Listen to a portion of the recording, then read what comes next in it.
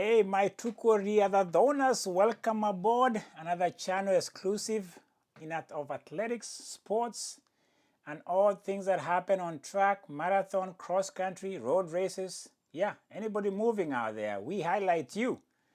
I take the privilege seriously, and here we go. And let's do something here, because right now, let's face it, most of the athletes in a week or a few days are going to be in Tokyo, and I suspect either they are dealing with injuries, they are updating their bodies, some training somewhere. Say they are in training camp. That's what I'm trying to say. I should have said that earlier on, but I didn't. I went into other ways of saying it. But anyway, because of that, we might be having a dry spell because nothing really is happening on track, given the fact that they have a few days to prepare mentally, physically, fine-tuning their bodies before Tokyo, which you and I will be engaging in a different format. Updates, highlights, what did you see, post-analysis, previews and stuff like that. But today we're going to cross the pond. We're going to go south. Jamaica, Kingston, the queens and the kings of sprinting world. Usain Bolt, you remember the guy? He retired, over 30. He said he had enough after 3 wins in Olympics. Yeah, but it doesn't mean when he retires, nobody takes over, because there's a lot of takeovers over there. That's a sprinting nation of Jamaica. Let's respect them. America knows that in 4x1, you drop the baton, you have bad exchange. Right behind you is an 18-wheeler from Jamaica running you over. Let's keep it that way. Because in the men's category, Kishane Thompson, and you know who it is, Oblique. Did I forget his name? Oblique Seville has had 2 on Noah Lyles in 100 meters. You know that record. It's been loud and clear. And then Akeem Blake. So you have the top 3 coming out of Jamaica. They're going to be very, very present, giving American sprinters and anybody else, including Akina Sabini from South Africa.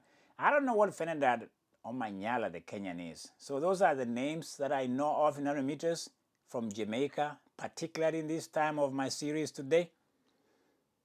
They are as good at it as it gets in 100 meters. The other event, I might mention them a little bit when it comes to the men's category in the sprinting world, is maybe 400. Maybe Rashid McDonald's can make something happen there in the front line of the 400. But that's it. Because when you think of Jamaica, you think of 100 meters, 200.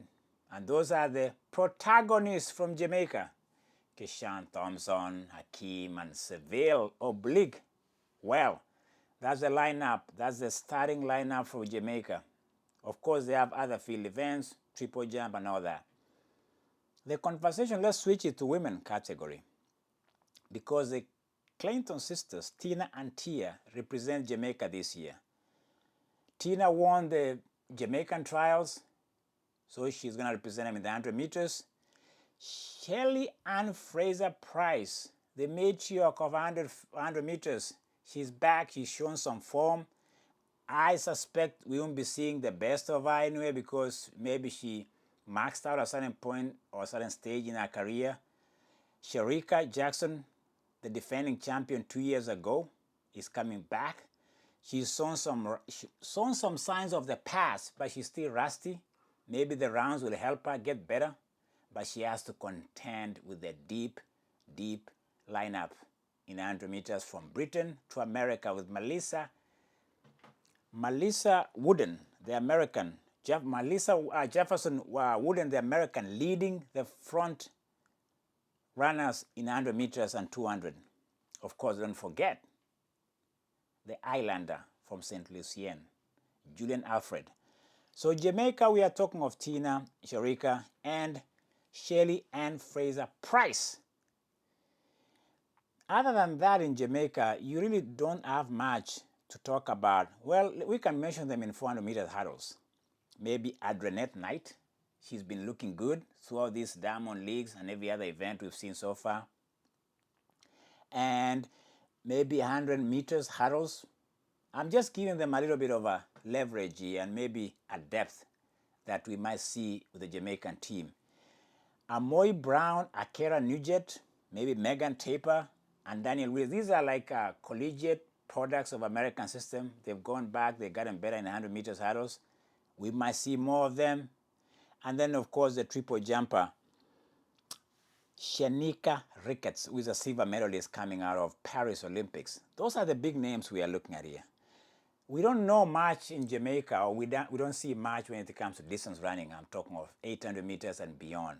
Other than the legend, the only lady who's been around for quite a while. Let's not forget to mention the woman that I'm talking about is Natoya Goule-Toppin. She's been around, I think she's about 36 right now, that age whereby you start to say she's going to be in the next Olympics, next World Championship, we don't know. But she's been relevant. I think she's made most of the finals. I think she was in the final, semi-final last time in Paris. Will she make it this year? 800 is an open event right now, honestly. Other than Kaylee Atchison, the Brit, and the Swiss, what's her name? I forgot her name. Wiley something. She ran 155 the other day in the Zurich finals. Other than those two names, it's an open 800 meters, and anybody can sneak in if they choose to. So, yes, Jamaica, the Reggae Nation, and the Reggae team going to Tokyo. Those are the names that are screaming for our attention as we preview the Jamaican team. Next time, we might land somewhere in this continent of America and beyond and talk about what do they have as a team. Maybe there's a conversation. Or we might go to the continent of Africa or Asia. We don't know. We don't know what's going to happen next time. But that was Jamaica, Kingston. Reggae Man, Tukoriada, Road to Tokyo, Japan World Championship. Coming up. Talk to you later on the other side of the pillow.